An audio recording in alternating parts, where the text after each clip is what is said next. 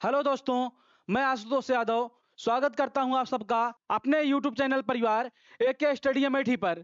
आज से हम लोग इतिहास विषय पढ़ेंगे और इतिहास बहुत ही सरल भाषा में, बहुत ही रुचिकर तरीके से और बहुत ही शानदार तरीके से हम लोग पढ़ेंगे।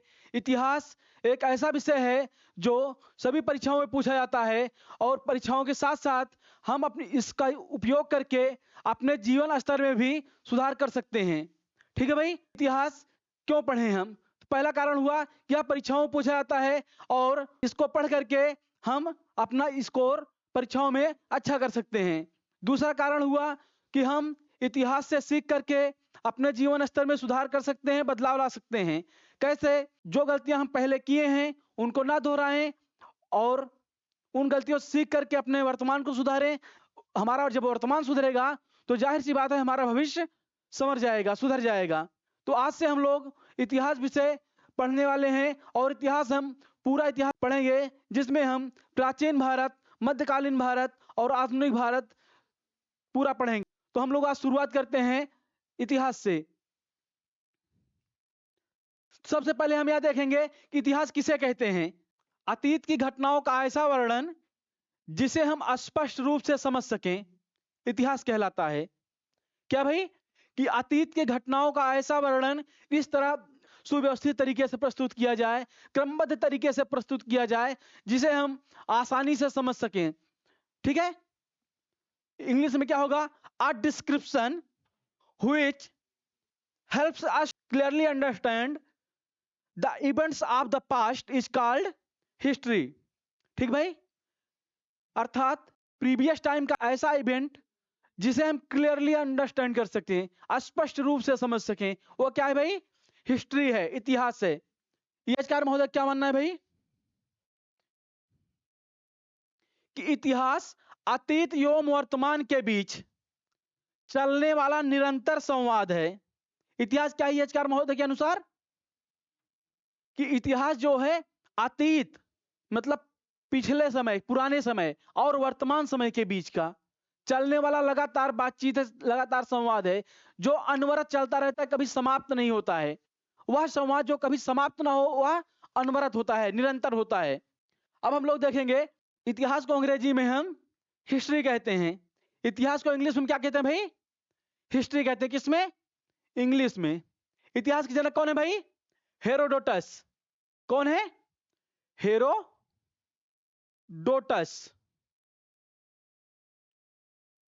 और सबसे पहले किस पुस्तक में चर्चा की है? इन्होंने अपनी एक पुस्तक लिखी, हिस्टोरिका। इनकी पुस्तक का नाम क्या है भाई? हिस्टोरिका। इस पुस्तक में इन्होंने सबसे पहले इतिहास शब्द का उल्लेख किया। आगे हम लोग देखेंगे भाई हिस्ट्री के हिंदी में क्या कहते हैं? इतिहास। हिस्ट्री किस भाषा का शब्द है? ग्रीक भाषा। किस भाषा का भाई? ग्रीक भाषा। कौन सी भाषा भाई? ग्रीक। क्योंकि परीक्षाओं में प्रश्न पूछा जाता है कि हिस्ट्री शब्द की उत्पत्ति किस भाषा से हुई है। भाषा कौन सी है? ग्रीक। और वह शब्द कौन सा जिससे उत्पत्ति हुई है? हिस्टोरिया। कौन शब्द है भाई? हिस्टोरिया। जिसका अर्थ क्या होता है? रिसर्च और इन्वेस्टिगेशन, खोज या शोध। जिसका अर्थ क्या होता है भाई? खोज या शोध। अब हम लोग देखेंगे कि इतिहास को पढ़ने के, इतिहास को जानने के हमारे पास कौन कौन से स्रोत हैं। इतिहासकार हमें किन किन स्रोतों के माध्यम से इतिहास की व्याख्या करते हैं। इतिहासकार हमको समझने में आसानी हो इसलिए इतिहासकारों ने क्या किया कि इतिहास को 3 स्रोतों में विभाजित किया। पहला स्रोत कौन सा भाई? पुरातात्विक स्रोत, आर्कियोलॉजिकल सोर्सेस। दूसरा स्रोत क्या है? साहित्यिक स्रोत, लिटरेरी सोर्सेस। और तीसरा स्रोत क्या है भाई? विदेशी यात्रियों के विवरण, डिटेल्स ऑफ फॉरेन ट्रेवलर्स, विदेशी यात्रियों के विवरण।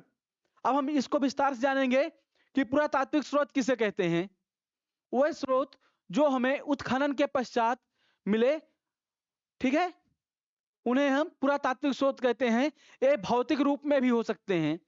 ये मुख्यतः भौतिक रूप में होते हैं, जैसे मूर्तियां। कुछ ऐतिहासिक महत्व के भी स्थल होते हैं जिन्हें हम पुरातात्विक स्रोत में रखते हैं, जैसे दिल्ली का लाल किला, ठीक, आगरा का ताजमहल आदि।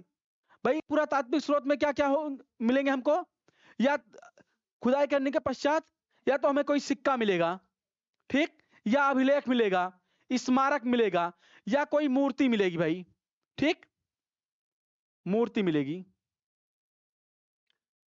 हमें उत्खनन के पश्चात क्या क्या मिल सकते हैं, मूर्ति मिल सकती है, सिक्के मिल सकते हैं, अभिलेख मिल सकते हैं और स्मारक मिल सकते हैं, तथा कुछ ऐतिहासिक महत्व के विरासत स्थल होते हैं। अब हम अगला देखेंगे साहित्यिक स्रोत। साहित्यिक स्रोत क्या होता है भाई, प्राचीन समय में आज की तरह कागज उपलब्ध नहीं था, तो वो लोग किस में लिखते थे, ताड़पत्र या भोजपत्र में। अपना संदेश ताड़पत्र या भोजपत्र में लिख करके उसे सुरक्षित रखते थे, जिसे एक पीढ़ी से दूसरी पीढ़ी में हस्तांतरित करते थे, ट्रांसफर करते थे। वो साक्ष्य में क्या क्या मिलते हैं, वो पुस्तक के फॉर्म में मिलते हैं हमें, ठीक है, किताब के रूप में मिलते हैं, जैसे वेद, पुराण, रामायण और महाभारत। ये भाई चार स्रोत जो हैं ये धार्मिक महत्व के हैं। कौन से महत्व के हैं, धार्मिक महत्व के। और गए धार्मिक महत्व के जो भी हमें साक्ष्य मिले हैं, जो ऊपर के चारों हैं, इनको हम ब्राह्मण साहित्य बोलते हैं, ठीक। और ब्राह्मणेतर साहित्य में क्या आता है, जो हमें उस समय मिले हैं जिससे तत्कालीन समाज की स्थिति पता चलती है, जैसे अर्थशास्त्र चाणक्य के द्वारा रचित पुस्तक है, ठीक भाई, किसके द्वारा है, चाणक्य के द्वारा लिखित पुस्तक है, जिसमें मौर्यकालीन सामाजिक स्थिति, राजनीतिक स्थिति, आर्थिक स्थिति, ठीक है, इसका वर्णन है, ठीक। उसी तरह अगला हमें मिलता है बौद्ध एवं जैन साहित्य या बौद्ध एवं जैन ग्रंथ, जिसमें हमें क्या, जिससे हमें किसकी जानकारी मिलती है भाई, 16 महाजनपद की जानकारी मिलती है। कितनी, 16 महाजनपद की, महाजनपद, जिससे हमको 16 महाजनपद की जानकारी मिलती है। अगला हम देखते हैं कि विदेशी यात्रियों के विवरण। विदेशी यात्रियों के विवरण क्या है भाई, कि वह विदेशी यात्री जो प्राचीन समय में भारत भ्रमण करने आए थे और यहां पर रहे और अपनी पुस्तक में भारत के सामाजिक, आर्थिक, राजनीतिक परिदृश्य को लिखे, यहाँ की जो भी घटनाएं हुई उनको अपनी पुस्तक में लिखे, जिसमें हम प्रमुख देखते हैं मेगास्थनीज, जो मौर्य काल में आया था और अपनी पुस्तक इंडिका में मौर्यकालीन सामाजिक, आर्थिक, राजनीतिक व्यवस्थाओं का वर्णन किया है। और फाहियान, जो गुप्त काल में आया था और इसने अपनी पुस्तक में गुप्तकालीन सामाजिक, आर्थिक, राजनीतिक तथा सांस्कृतिक स्थितियों का वर्णन किया है। उसी तरह भाई अगला देखेंगे हम ह्वेनसांग। कौन है भाई, ह्वेनसांग, जो वर्धन काल में भारत आया था और तत्कालीन सामाजिक, आर्थिक, राजनीतिक, धार्मिक, सांस्कृतिक आदि स्थितियों पर अपनी पुस्तक में लिखता है। अब हम लोग जानेंगे कि इतिहासकार इतिहास को कितने कालखंडों में विभाजित किए हैं, जिससे हमें समझने में आसानी हो। तो इतिहासकार मुख्यतः 3 कालखंडों में इतिहास को विभाजित किए हैं। पहला कालखंड होगा प्रागैतिहासिक काल, प्री हिस्टोरिक पीरियड। दूसरा होगा आद्य ऐतिहासिक काल, प्रोटो हिस्टोरिक पीरियड। और तीसरा होगा ऐतिहासिक काल, हिस्टोरिक पीरियड। तो हम प्री हिस्टोरिक पीरियड का टाइम देखेंगे। भाई यह आदिकाल या अज्ञात समय से चलता है। कब से चलता है भाई, अज्ञात समय से चलता है, अज्ञात काल से, और लगभग 3000 ईसा पूर्व तक, 3000 बीसी तक चलता है, 3000 बीसी तक चलता है। इस काल की जानकारी के लिए हमारे पास सिर्फ पुरातात्विक साक्ष्य ही उपलब्ध हैं, क्योंकि इस काल में लिखित साक्ष्य हमको उपलब्ध नहीं मिले हैं। इस काल के लिए जानकारी के लिए हम सिर्फ पुरातात्विक साक्ष्य पर ही निर्भर हैं। हमारे पास लिखित रूप में कोई साक्ष्य नहीं मिला इस काल का। अब हम आद्य ऐतिहासिक काल में चलते हैं। इसका टाइम पीरियड लगभग 3000 ईसा पूर्व से 600 ईसा पूर्व तक है, जिसके लिए हमें पुरातात्विक साक्ष्य तो मिलता ही है, उसके साथ साथ हमको क्या मिलता है, लिखित साक्ष्य भी मिलता है। लेकिन वह लिखित साक्ष्य अभी तक अपठनीय है, अभी तक पढ़ा नहीं जा सका है। अगला काल हम देखते हैं ऐतिहासिक काल। ऐतिहासिक काल क्या होता है भाई, जिसके लिए हमें साहित्यिक साक्ष्य मिला है और पुरातात्विक साक्ष्य भी मिला है, और हम दोनों को पढ़ भी लिए हैं। ठीक है, जैसे क्या हुआ भाई, जैसे हमें तत्कालीन समाज की स्थिति मिल गई, उस काल पे कोई ग्रंथ मिल गया, जैसे जैसे मौर्य काल पर हमको मेगास्थनीज की इंडिका और आचार्य चाणक्य का अर्थशास्त्र मिलता है, यह हमारा साहित्यिक साक्ष्य है। अशोक के अभिलेख मिलते हैं, जिस सर्वप्रथम जेम्स प्रिंसेप ने पढ़ा, यह हमारा पुरातात्विक साक्ष्य हो गया। ऐतिहासिक काल का टाइम पीरियड क्या होगा भाई, 600 ईसा पूर्व से आगे का टाइम पीरियड। अब हम लोग यह देखेंगे कि इतिहास जब हम पढ़ रहे हैं, कुछ शब्दावली है, टर्मिनोलॉजी है, ठीक है, जिसको हमें जानना बहुत जरूरी होता है, क्योंकि जब हम इतिहास पढ़ते हैं तो हमें पुस्तकों में बार बार देखने को मिलते हैं शब्द, जैसे ईसा पूर्व, बीसी या बीसीई, ईसवी, एडी या सीई, इसको हम आज विस्तार से पढ़ते हैं। इसका अर्थ क्या होता है, यह क्यों बीसी ही कहा गया, इसको क्यों इसको एडी ही कहा गया। ईसा मसीह,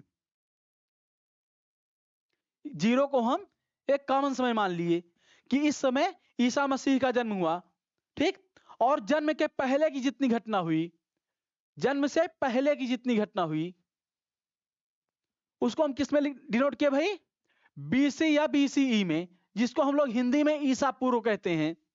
और ईसा मसीह के जन्म के बाद की जितनी घटना हुई, उसको हम किस में लिखे, एडी या सीई में, जिसको हम लोग ईसवी सन कहते हैं। अब इसमें टाइम पीरियड कैसे निर्धारित किया जाता है, किस ओर बढ़ते हुए क्रम में जाएगा और किस ओर घटते हुए क्रम में जाएगा। भाई अगर डिसेंडिंग ऑर्डर में चलना है, बढ़ते से घटते क्रम में आना है, तो हम लोग अगर बीसी की जहां चर्चा होगी तो वह किस तरह होगी, जैसे 1 लाख वर्ष पूर्व, 1 लाख वर्ष पूर्व, ठीक, इसको हम लोग बीसी में लिखेंगे, ठीक। 2500 ईसा पूर्व, ईसा पूर्व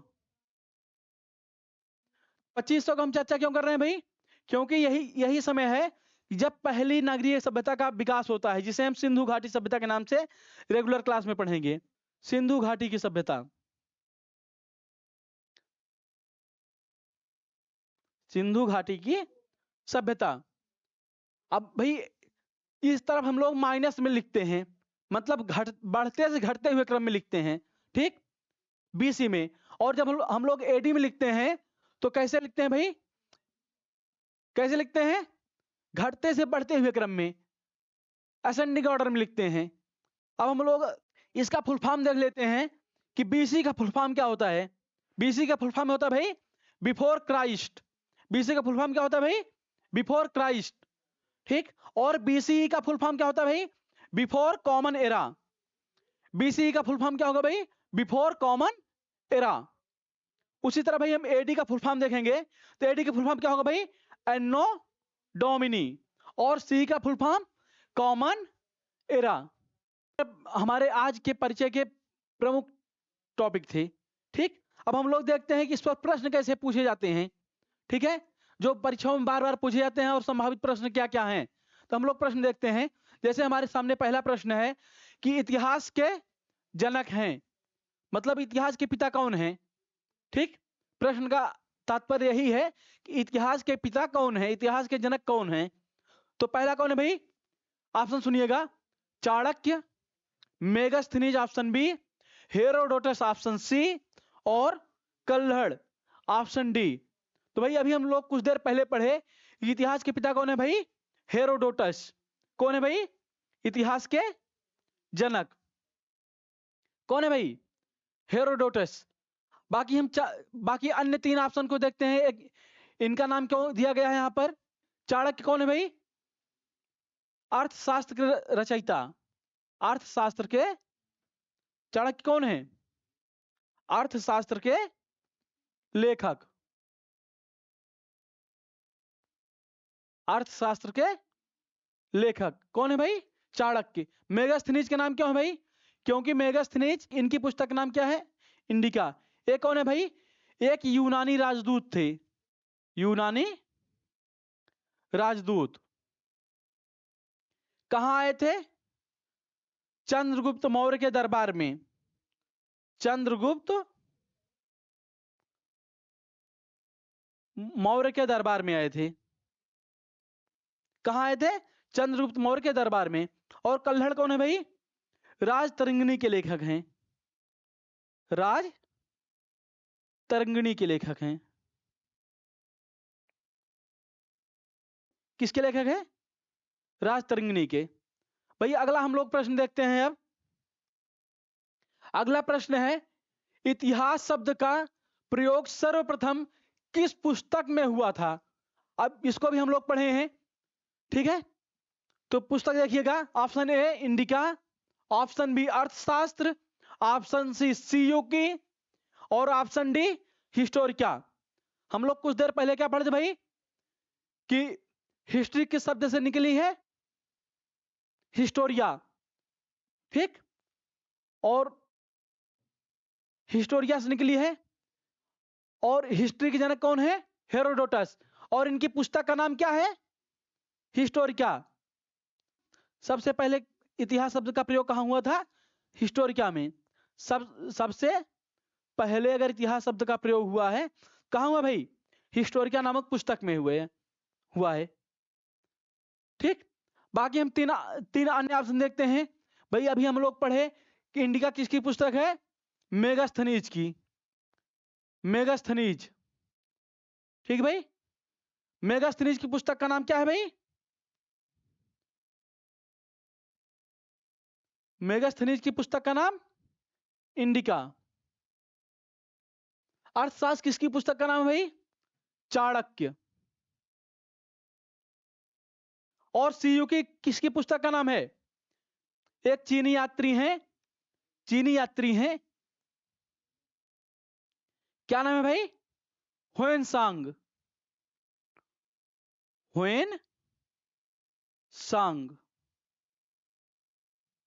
इनकी पुस्तक का नाम क्या है?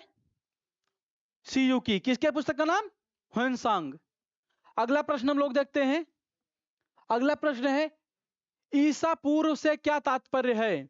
कुछ देर पहले हम लोग पढ़े ईसा पूर्व को हम इंग्लिश में क्या कहते हैं भाई? बीसी या बीसीई। अब ऑप्शन हम लोग देखते हैं। ऑप्शन ए ईसा मसीह के जन्म के बाद का समय, ऑप्शन ए है। ऑप्शन बी क्या है? ईसा मसीह के जन्म से पहले का समय। ऑप्शन सी है ईसा मसीह के जन्म का समय। और ऑप्शन डी है इनमें से कोई नहीं। तो हम लोगों ने कुछ देर पहले रेखा के माध्यम से पढ़े थे कि 0 इसके जन्म के पहले के समय क्या कहेंगे हम? बीसी। और जन्म के बाद के समय को हम एडी या सीई। और जन्म से पहले के समय को हम बीसी या बीसीई। प्रश्न क्या पूछा जा रहा है?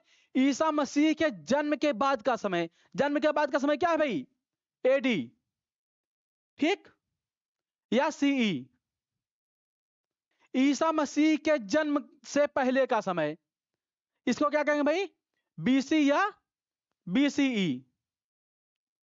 इसको क्या कहेंगे? बीसी या बीसीई। अगला ऑप्शन क्या है हमारा? ईसा मसीह के जन्म का समय 0 और इनमें से कोई नहीं। तो भाई क्या प्रश्न किया जा रहा है कि ईसा पूर्व का अर्थ, तो ऑप्शन कौन सही होगा? ऑप्शन बी, ईसा मसीह के जन्म से पहले का समय। हम लोग अगला प्रश्न देखते हैं। अब एडी का फुल फॉर्म हम लोग पढ़े हैं। एडी का फुल फॉर्म क्या होगा भाई? Option A about drive, Anno Domini, option B, option C about domain और ऑप्शन डी अबाउट डॉक्टर। क्या होगा? Anno Domini, option B. About drive किससे संबंधित भाई? या कंप्यूटर संबंधी शब्द है। अबाउट डोमेन क्या है? होस्ट है, ठीक? जैसे एग्जाम्पल में जैसे आप देखते हो .com, .gov, .in। और अबाउट डॉक्टर या डॉक्टर से संबंधित है। किससे संबंधित भाई? डॉक्टर से। तो हमारा ऑप्शन क्या सही होगा? Option B. क्या है? Anno Domini. अगला प्रश्न हम लोग देखते हैं भाई। अर्थशास्त्र के लेखक हैं। अर्थशास्त्र के लेखक कौन है? Option A Kalhan, option B Kalidas, option C Chanakya और ऑप्शन डी मेगास्थनीज। भाई अभी हम लोग कुछ देर पहले पढ़े थे कि अर्थशास्त्र के लेखक कौन है भाई? चाणक्य। किसके लेखक हैं? अर्थशास्त्र के। ठीक भाई, किसके लेखक हैं? अर्थशास्त्र के। भाई कल्हड़ की पुस्तक का नाम क्या है? राजतरंगिणी। राजतरंगिणी। और कालिदास की पुस्तक का नाम मेघदूत। अब हम लोग अगला प्रश्न देखते हैं। निम्न में से कौन पुरातात्विक साक्ष्य है? भाई इसको भी हम लोग पढ़े हैं डिटेल से। पुरातात्विक साक्ष्य क्या होते हैं? जो हमें खुदाई करने के पश्चात मिले या भौतिक रूप में मिले या ऐतिहासिक महत्व के हों। ठीक भाई, तो हम लोग ऑप्शन देखते हैं। भोजपत्र ऑप्शन ए, ताड़पत्र ऑप्शन बी, अभिलेख ऑप्शन सी और महाभारत ऑप्शन डी। हम लोग पुरातत्व की बात कर रहे हैं जो हमें खुदाई करने के पश्चात मिले या भौतिक रूप में कहीं पर मिले। ठीक, क्या होगा? यह पुरातात्विक साक्ष्य होगा। तो ऑप्शन सी इसका राइट आंसर होगा, पुरातात्विक साक्ष्य। बाकी सब क्या हैं? बाकी सब साहित्यिक साक्ष्य हैं। बाकी 3 साहित्यिक साक्ष्य हैं। ठीक, कौन कौन भाई? ताड़पत्र, महाभारत और भोजपत्र। ये कौन से साक्ष्य हैं? साहित्यिक साक्ष्य हैं। अगला प्रश्न हम लोग देखते हैं। निम्न में से कौन साहित्यिक साक्ष्य है? कौन सा साक्ष्य भाई? साहित्यिक साक्ष्य। साहित्यिक साक्ष्य क्या होता है भाई? जो हमें ताड़पत्र, भोजपत्र या पुस्तक के रूप में मिले। तो हम लोग ऑप्शन देखेंगे। ऑप्शन ए सिक्के, ऑप्शन बी अभिलेख, ऑप्शन सी रामायण और ऑप्शन डी स्मारक। भाई हमें पुस्तक रूप में क्या मिला है? रामायण। पुस्तक रूप में हमें क्या मिला है भाई? रामायण। रामायण कौन सा होता है? साहित्यिक साक्ष्य है। बाकी सब पुरातात्विक हैं। बाकी 3 पुरातात्विक हैं। पुरातात्विक साक्ष्य कौन कौन है भाई? सिक्का भी पुरातात्विक साक्ष्य है, अभिलेख भी पुरातात्विक साक्ष्य है और स्मारक भी पुरातात्विक साक्ष्य है। अगला हम लोग प्रश्न देखते हैं। हिस्ट्री शब्द की उत्पत्ति किस भाषा से हुई है? उत्पत्ति किस भाषा से हुई भाई? ऑप्शन ए जर्मन भाषा, option B Greek, option C Latin भाषा और ऑप्शन डी हिंदी। तो कौन सा ऑप्शन सही होगा? ऑप्शन बी ग्रीक भाषा से। हम लोग अभी पढ़े थे हिस्ट्री जो है, हिस्ट्री ग्रीक भाषा के हिस्टोरिया शब्द से बना है। किस शब्द से भाई? हिस्टोरिया शब्द से बना है, जिसका अर्थ क्या होता है? रिसर्च या, जिसका अर्थ क्या होता है भाई? रिसर्च या इन्वेस्टिगेशन, खोज या शोध। हम लोग अगला प्रश्न देखते हैं। भारतीय इतिहास का कौन सा काल सबसे प्राचीन काल है? तो हम लोग पढ़े थे कि कौन सा काल? ऑप्शन देखिएगा। मौर्य काल, बौद्ध काल, पाषाण काल या गुप्त काल। कौन सा काल होगा भाई? पाषाण काल, जिसको हम प्रागैतिहासिक काल के अंतर्गत पढ़ेंगे। प्रागैतिहासिक काल, जिसको हम लोग किस काल के अंतर्गत पढ़ेंगे? प्रागैतिहासिक काल के अंतर्गत। तो उम्मीद करते हैं यह वीडियो आपको पसंद आया होगा। तो आप हमारे साथ जुड़ते रहिए, हमारे चैनल को लाइक कीजिए, सब्सक्राइब कीजिए, कमेंट कीजिए तथा अपने दोस्तों को भी बताइए। धन्यवाद।